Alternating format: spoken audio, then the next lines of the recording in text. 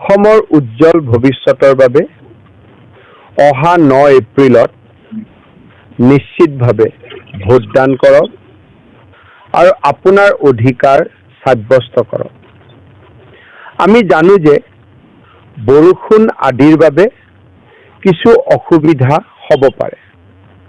তথাপিও আপোনালোকক অনুৰোধ জনাইছো যে সম্পূৰ্ণ প্ৰস্তুতিৰে ভোট গ্ৰহণ কেন্দ্ৰলৈ গৈ নিজৰ বহুমূলীয়া ভোটটো প্ৰদান কৰক। ধন্যবাদ।